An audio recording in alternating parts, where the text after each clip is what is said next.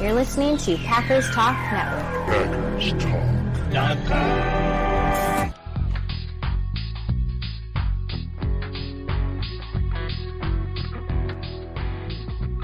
You're listening to No Huddle Radio on the Packers Talk Radio Network, your home for in-depth and thoughtful Packers analysis.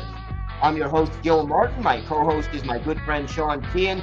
In addition to this show, I write for the Packers Post and Cheesehead TV, and Sean was a TV sportscaster in Minnesota.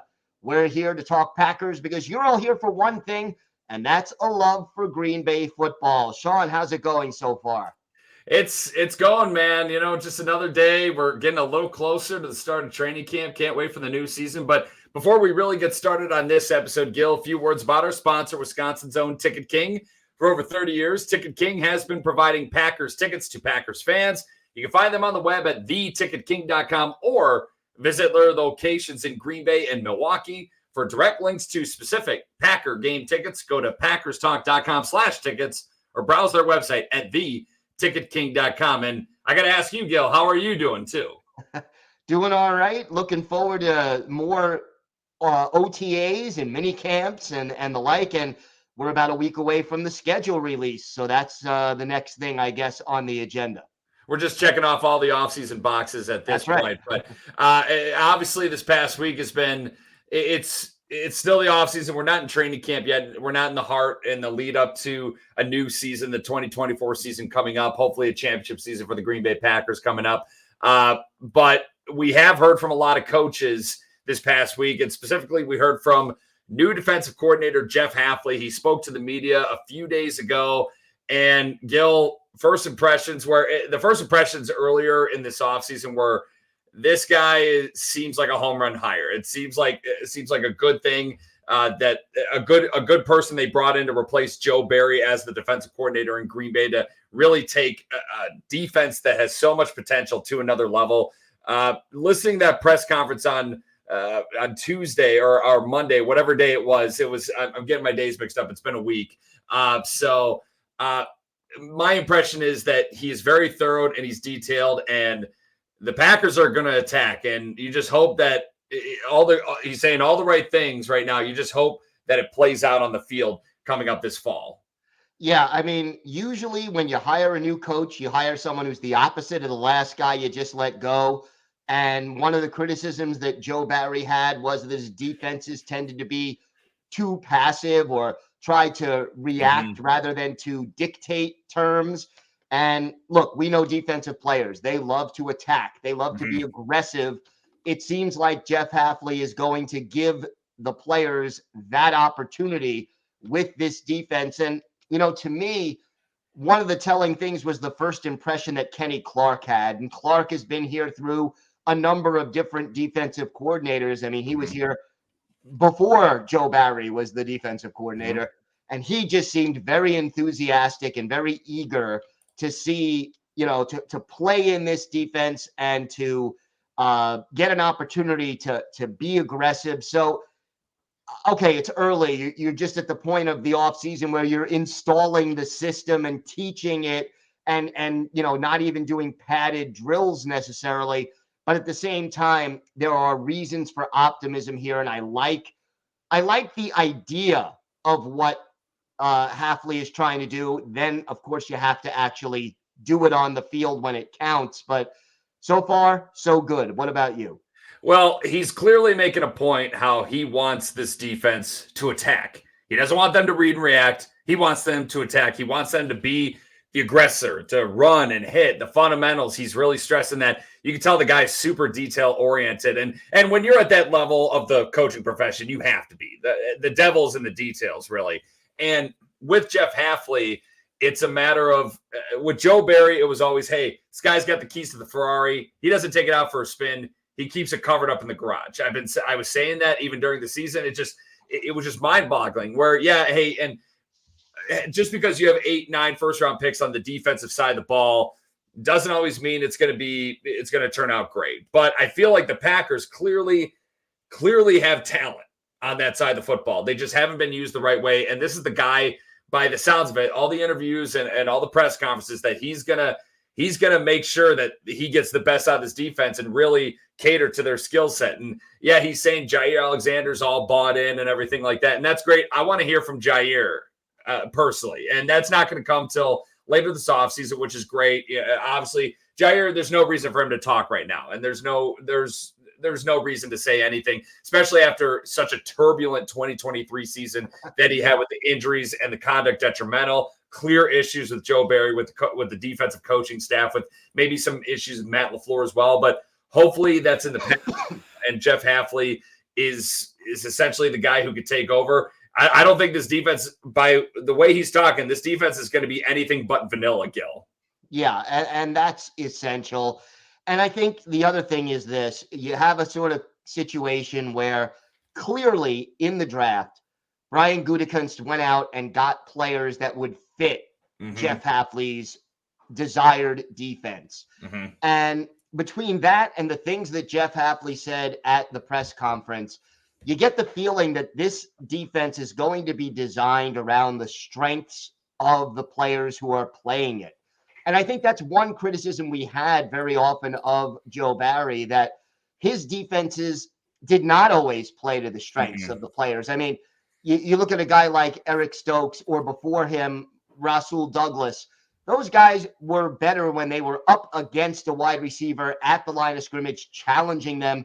And so often Joe Barry played, the 5, 6, 8-yard cushion before you even get to be near the receiver. And that resulted in far too many 3rd and longs being converted against the Packers.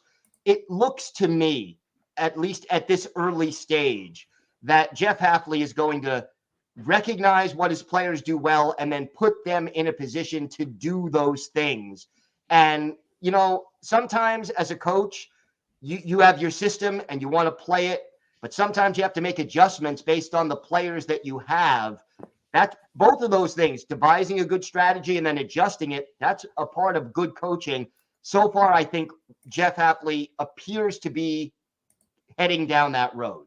It sounds like the scheme is going to be very diverse and very versatile. And you look at the guys they drafted, we'll get to that where we're going to talk about Packers rookie minicamp, what we've been hearing and everything like that. But some of these guys they drafted, they were very good at blitzing or playing up on the line of scrimmage or attacking at the line of scrimmage as well. Guys who are not afraid to hit. And that is essentially going to be the key to Jeff Hafley's defense, where, hey, we can come at you from multiple positions and we can come at you from many different areas, and we can hurt you in many different ways. And you're hoping that that's what this defense is going to entail with all the versatility that they add to that side of the ball over the draft weekend. And of course, with Xavier McKinney as well, who I was going to say, where Xavier McKinney, that was an exciting signing when that happened back in March. I'm even more excited now because Hafley essentially saying, you don't know how, and it's true, where you don't know how a guy is going to be until he actually gets in the building. But man, this guy is all about football. That's all he's saying. He's all about football, and he's all about just helping his team be the best team possible. And he's clearly, Xavier McKinney's not an old guy either. He's not even 25 years old yet, but he's clearly a good veteran presence for those new young guys who are in, where he's going to be an awesome addition. And you got to think, with a guy like Xavier McKinney, who could be a very good center fielder, it's going to give the Packers a lot of flexibility to be really aggressive up front, because you have a safety valve out back in Xavier McKinney. Right. And then, you also drafted Javon Bullard, and that allows you, probably McKinney will be hanging back 75%, 80% of the plays. But he could blitz too, though. But he could blitz, or he could go into the box on occasion, and Bullard could go back. All of these interchangeable parts create just even a split second of indecision for the quarterback. And that could make all the difference between a completed pass and an incompleted pass, or an intercepted pass, or a sack. It really does have an effect, because, football is a game of inches and split seconds. And the difference between a successful play and an unsuccessful play for the offense is sometimes the smallest little thing. It's exciting potential. And I really think with Jeff Hafley, it's going to be one of two things that happens. Either one, the Packers will continue to underachieve on defense, and Hafley will be under fire from the fans, not really maybe from the Packers, but it's essentially, it's going to be all talk and not enough execution. Or Jeff Hafley's going to be great, He's going to be a great defensive coordinator, and he knows how to manage that side of the ball, and he's going to be a top candidate for NFL head coaching in 2025. So yeah. I just feel like it's going to go either way, where it's like, hey, we're going to be stuck with a mediocre coordinator for another few years, or we're going to have the best coordinator we've had maybe since Dom Capers was in the Super Bowl year, where he was obviously pushing the right buttons, and that defense was brilliant that season, where that Packer team never trailed by more than 7 points at any point in that Super Bowl season, which says a lot about that defense that year and how well of a job Dom Capers did. But with that, it's either if Jeff Hafley succeeds, he's a young guy who has head coaching experience at the college level. And if he takes his Green Bay Packer defense to top 10, top 5 status, we're not going to see him much longer in Green Bay. So I'm hoping for something where, hey, I first and foremost, I want the Green Bay Packers to be good. If they're good, we lose Jeff Hafley, so be it. But I just want them to be good. That's all I care about. And one thing, I think you're 100% right about that. But one thing I think we have to understand, and again, we're still in OTAs and all that. We have a ways to go before games that count actually start to happen. Mm-hmm. But I think it's also safe to say that there will be an adjustment period. That sure. Maybe the month of September and maybe even into October, this defense will not be playing as well as it hopefully will be in November, December, January, dare I say February, because it'll become second nature as they play it, as they do it. You got to figure practice is one speed and preseason games are another speed. Regular season is a whole different animal. And, going through the motions of running the defense in practice against your own teammates is not the same as doing it in a game that actually counts. So we have to be a little bit patient. I don't expect this defense to be dominant in week 1. Yeah, the defense had to carry the offense, that young offense early last year. And then now it may be on the offense, who pretty much everyone's coming back, and to carry the defense for a little bit. So we'll see. Expectations. I mean, Jeff Hafley is creating some high expectations for this Packer defense, and that could be very good. It could be very bad. It's for right now, for offseason talk, it's very exciting as a fan and someone who follows the team so closely. I'm very excited for the potential, but let's just hope we don't put the cart before the horse necessarily. But Packers rookie minicamp, that wrapped up. A few things that I heard, Gil, was Packers rookie third-round pick Marshawn Lloyd out of USC. He looks explosive. There's burst. There's wiggle. There's a lot of Aaron Jones in his game. Edgerrin Cooper sounds like a ball hawk. Jordan Morgan looks like he belongs at left tackle, even though he's projected as an offensive guard, the first-round pick out of Arizona. Maybe a left tackle. What else have you heard, Gil, that kind of caught your eye and caught your attention during Packers rookie minicamp? Well, I was a little concerned, to be honest with you, that, they said they were going to start Jordan Morgan out at left tackle. Mm-hmm. And it's not that I don't think he can play left tackle. I think he can. I just don't want them to, if he's not going to be successful at left tackle, I want them to make the transition to start teaching him guard as soon as possible, mm-hmm. so he can compete for a job there, because I want to see him on the field one way or the other. And, the versatility of so many of these players is a double-edged sword when you're trying to figure out the top 5, because there's so many moving parts. Do you move Zach Tom from right tackle to either center or guard because he's, supposedly a Hall of Fame center and an all-pro guard, but a Pro Bowl tackle? I mean, all of these things need to be figured out. I honestly believe, based on what I've read, that Morgan is probably better off at guard than at tackle. But then, that's an adjustment. If he has to go to the right side, that's another adjustment. I want to sort of figure out where he's going to be sooner rather than later, but I also want to give him the opportunity to learn. So I have mixed feelings about that. What do you think about it? Well, with Jordan Morgan specifically, I think training camp's going to be the big one. That's where we're going to see where he really fits well, where if he looks good and smooth at left tackle, the Packer coaches know more than we do. They do. And if he looks really good at left tackle, maybe they're thinking this guy's our left tackle right away starting. And Rasheed Walker gets bumped out of the lineup, and he's the swing offensive tackle. outside of Elton Jenkins at left guard, every position is up for grabs. Every starting spot along the offensive line is up for grabs for the Green Bay Packers. And the whole goal should be get your best 5 starting offensive linemen on the field. I do think you're going to see Jordan Morgan move around a lot on the offensive line during training camp. I think you're going to see it during the preseason, which they should. That's the time to tinker. That's the time to try to figure out all your possible strengths with players and everything like that, and try to figure out the right combination. It's just good to hear, though. Obviously, this time of year, it's a lot of talk where it's like everyone loves everybody. So Right. You got to take it with a grain of salt. I mean, I remember when Arizona Cardinals defensive end Robert Nkemdiche, they talked about, he blew out the stuffing in a pad in camp or whatever. Robert Nkemdiche did not do a whole lot in the NFL. It's a whole lot of – it doesn't really matter until the pads really get on and until you're actually in a game setting. But it's obviously positive talk right now. It does sound like, though, with those rookie safeties we were mentioning, Javon Bullard, the second-round pick out of Georgia, Evan Williams out of Oregon, who the Packers traded up for on draft weekend. It sounds like those are going to be 2 really nice chess pieces for Jeff Hafley's defense, where guys who can blitz, they can attack, they can play in coverage. I'm really excited to see what the plan is with those 2 guys, because it just seems like if those 2 can just be serviceable, the safety position is going to be an immediate upgrade next season. For sure. And the 2 positions that I think have been changed the most roster-wise, you have the running back room and the safety room. The top 3 safeties from last year are gone. Running back, Aaron Jones, not back. Josh Jacobs inserted.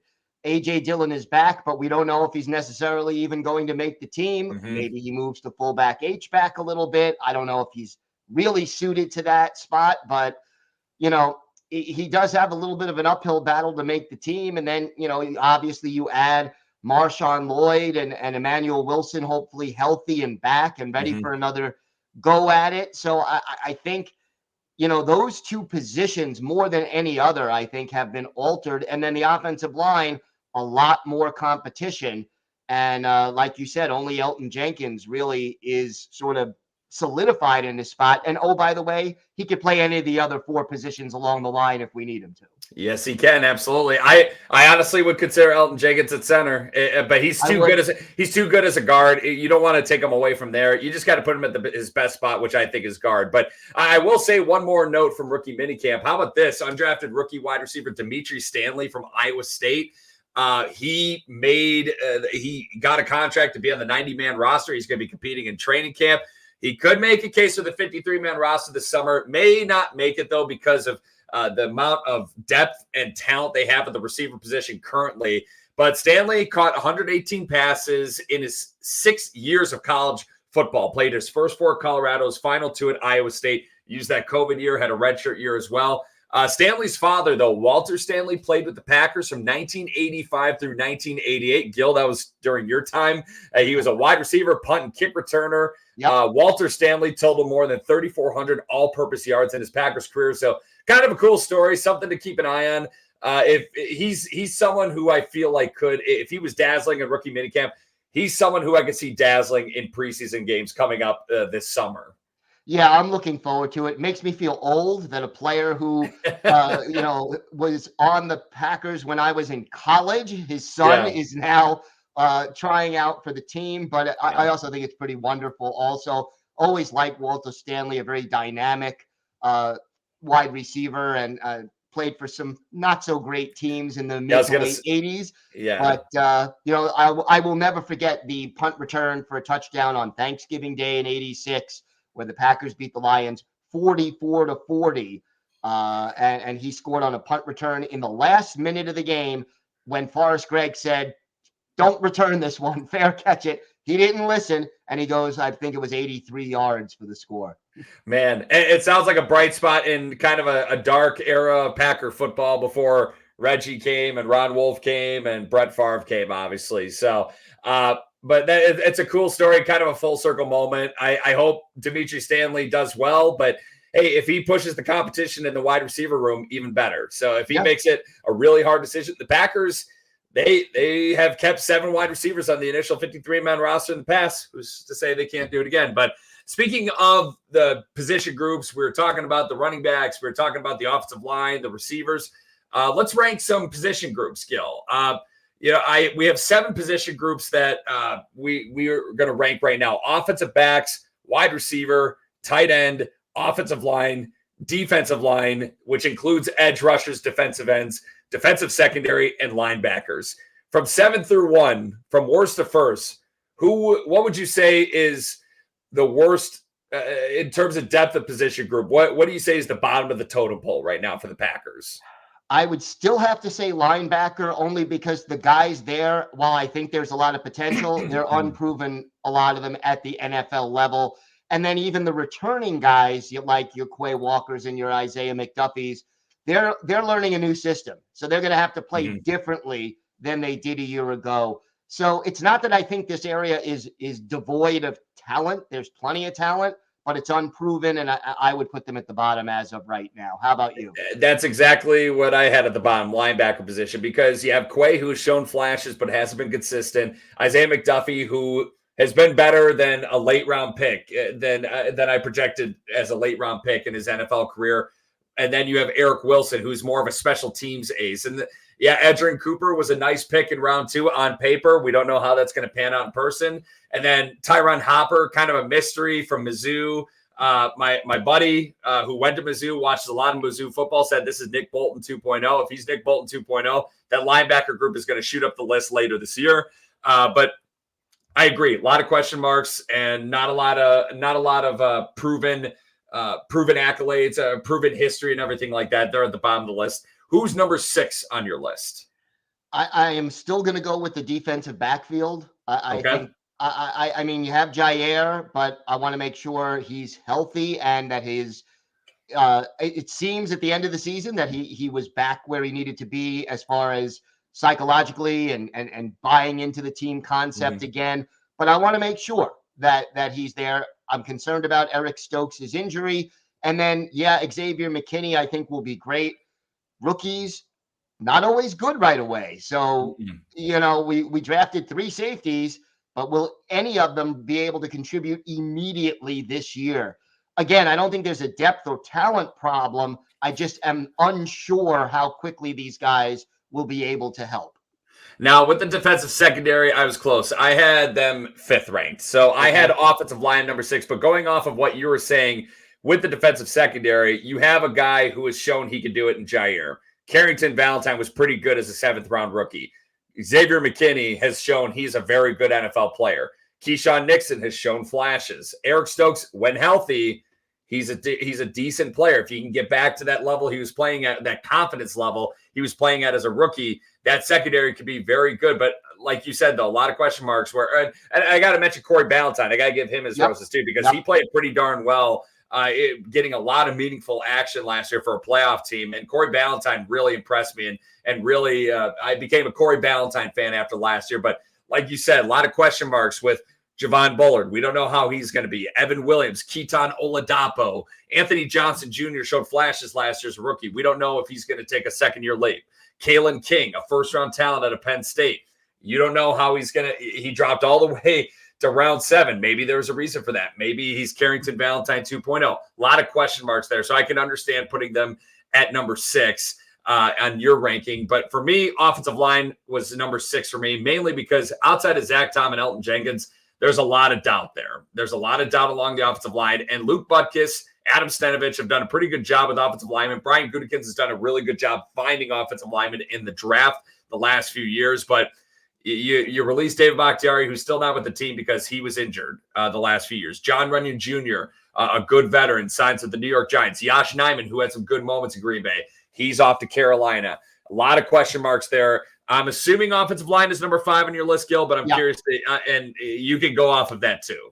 Yeah, no, I mean, I guess it is just the uncertainty. And again, I like the 3 rookies that were drafted by the team along the offensive line, but how soon will they be able to step in and contribute on a regular basis? Look, the Packers historically have done a very good job of finding 4th, 5th round draft picks that ended up being longtime starters along the offensive line. You can go through a long list on that. But it doesn't always happen right away. And I like the talent on this group. But like you said, there are a number of guys who there's questions. And, Sean Ryan, is he going to be good enough pass blocker? Rasheed Walker, can he make another jump after the jump he made last year? Yeah. Or can you improve on him? What position? Do we end up seeing Jordan Morgan play? And then how quickly can he get in there? Josh Myers is playing for a contract this year. Yes, he is. Is that going to inspire him and take his game to a new level? Or is he just going to be what he's been? And is that good enough? So a lot of questions there. I like the group. I like the talent, but that would be my number 5. I'm telling you, with Rasheed Walker, if he plays a full season the way he played the second half of last year in the playoffs, oh man, that's a good offensive line. You got a really good left tackle right there. And Rasheed Walker, Adam Stenovich talked about it last year, where that's a guy who rose to the competition and he rose to the level of competition. And it's kind of crazy. He was a 7th round pick out of Penn State, like Kalen King, and he was projected to be a 1st, 2nd round pick earlier in his Penn State career, but had some issues his final season with the Nittany Lions, and he dropped all the way to round 7. And the Packers have clearly unlocked something. It's just a matter of now doing it on a consistent basis and putting it all together. Like you said, Josh Myers playing for a contract could be very sneaky. He could have a very good year. Sean Ryan, could he be a better pass protector? And pass protection wise, the Packers offensive line last year was, and they played all but one game without David Bakhtiari, an all-pro left tackle and future Packers Hall of Famer, still one of the top 5 best pass protecting units last year. They were very, very, very good. And it's just a matter of like, hey, can you build off of that and can you keep that going? Yeah, and I think they can, but I have to see it, obviously. And who's number 4 on your list, Gil? Boy. What group? 4, what was that? What group is number 4 on your list? Yeah. I guess I'm going to go defensive line at 4.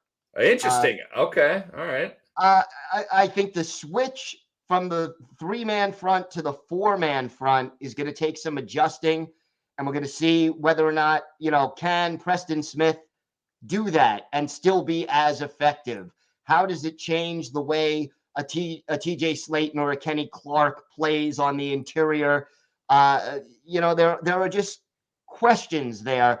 I like the depth. I like the group. I like the 2 rookies, Wooden and Brooks from last year. I think they exceeded expectations over the course of the year, but now you're changing what they have to do. So again, I want to see it. I like this group, but that's where I put them right there, 4th in the middle.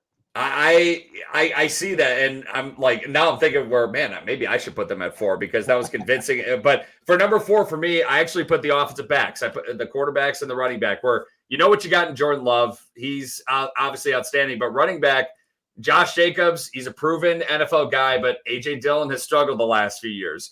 Marshawn Lloyd, you don't know how he's going to adapt to the NFL level. Manuel Wilson had a really, really great preseason last year, but couldn't stay healthy during the regular season.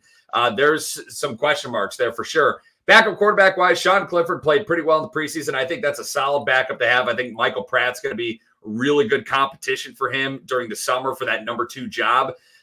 So number 4, I put offensive backs, but with the D line, I put a little bit higher. And that was because you got a monster in Kenny Clark. You got a monster in Rashawn Gary. Preston Smith is just going to do his job and do it well. Devontae Wyatt, I feel like he got better. Carl Brooks is impressive to me. I love him. I love Carl Brooks. I really do. Colby Wooden showed some flashes here and there. Lucas Van Ness is clearly going to be a really good player, a guy who everyone was thinking this could be a Rashawn Gary in year 1. The guy had 5 sacks in his first year. And if Rashawn Gary had 1.5 sacks his first year, Lucas Van Ness is going to be a problem. And I really think he's going to take a huge leap coming up this season and really he's going to play a lot more. I think that's a really solid number 3 defensive end that they're going to have rotating in with Gary and Preston.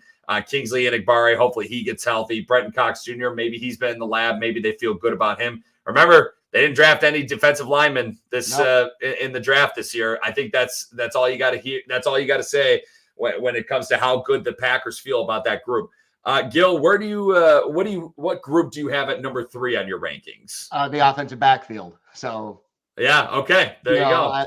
I am maybe a little more confident in that group than you, but we're relatively close. Where did you go for 3? So number 3, I went tight ends, and I went defensive line number 2. Tight ends, I went number 3. Luke Musgrave, obviously, rookie season was shortened last year because of a lacerated kidney. Can't do anything about that. That just it happens.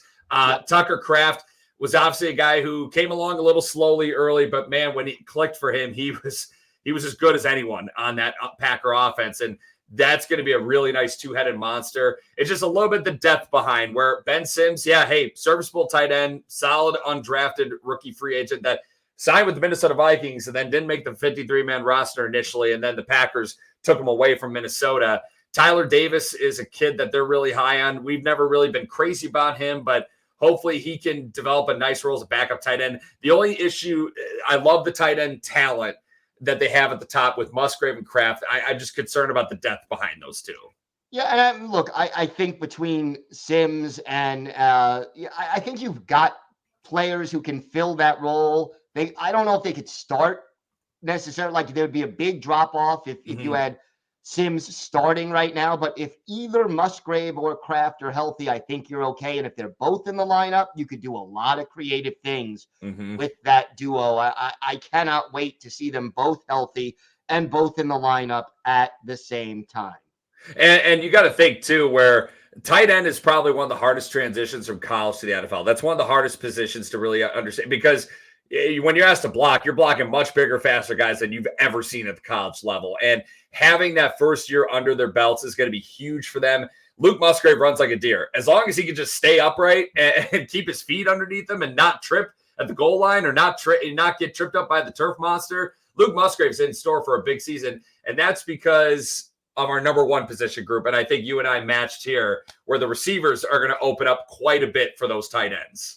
Yeah, and I think that receiver room is probably 8 or 9 deep right now. I think there are at least 8 NFL quality receivers in that locker room, and I guarantee you there's going to be at least 1, maybe 2 guys that the Packers are not going to be able to keep that will be picked up by another team and be productive NFL players down the road.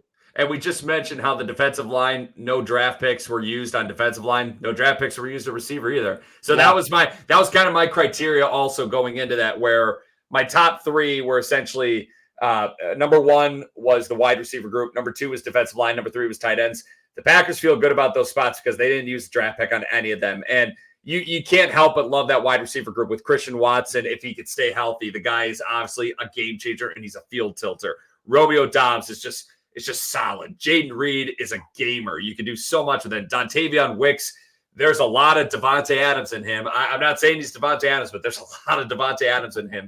Malik Heath had a tremendous preseason last year where he was catching all these hospital balls thrown by Sean Clifford and earned himself a spot on the 53-man roster and had some good moments last year. And then big play Bo Melton. Man, how could you not love that kid, man? Exactly. He's awesome. And Bo Melton, I feel like he's going to be – I would be very surprised if he doesn't make the 53-man roster coming out of camp this year, because that guy could play, man. And Jordan Love clearly trusts him. Yeah. And it was great to see the chemistry develop between them. And when some of the guys ahead of him on the depth chart went down, he stepped in and it was seamless. It was really seamless. And he was so important in that last stretch of the year. They needed to win to go to the playoffs. He was so important in the playoffs. That's incredible. That's absolutely incredible. Where it's going to be very nice for Jordan Love, where he can just throw to an area and trust any guy he's throwing to. That's the kind of group and talent that the Packers have currently at receiver and at tight end. And can you imagine a healthy Christian Watson added to that list? I mean, my gosh. Yeah. Good luck being a defensive coordinator going against the Green Bay Packers. They can beat you. I feel like they're going to be able to beat you in so many ways, but you got to do it. You got to execute. That's all that matters. But Gil, before we wrap up with some trivia, wrap up this episode, what articles do you have coming up online for the Packers Post, Cheesehead TV? A bit of a slower time right now, but OTAs, they're here, and we're revving up to training camp. We're within a couple months already, so it's kind of crazy. Yeah, I mean, took a look at some of the draft picks over at Packers Post, including Jordan Morgan, who I'm doing a feature on. And then for Cheesehead TV, took a look at the changes in the running back room. A very different roster from a year ago and a different dynamic. So I kind of highlighted that. Running back battle is going to be interesting in training camp. I'm going to love seeing that. And that we've talked about that in previous episodes. It's going to be a fun battle to watch in camp and in preseason games, just to see who's getting the better looks and who excels, essentially. But Gil, you ready for some trivia? Let's do it. Well, speaking of running backs, the longest tenured Packers coach is current Packers running back coach Ben Sermons. Former defensive line coach Jerry Montgomery held that title before departing for the New England Patriots this offseason. Sermons has been the Packers running back coach since 2016. He was on former head coach Mike McCarthy's staff before staying on as running backs coach on current head coach Matt LaFleur's staff. Now, prior to joining the Packers in 2016, he was with the Rams from 2012 through 2015. Before that, he was coaching running backs at the college level.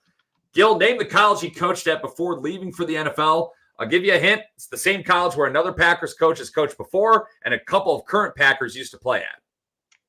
I'm going to say Boston College. I just spoon-fed that to you. I don't even think I don't think I even needed to give you the hint. But yes, it was Boston College. He was the Boston College Eagles running backs coach from 2007 through 2011. New Packers defensive coordinator Jeff Hafley, previously the head coach for the Eagles prior to taking the Packers DC job.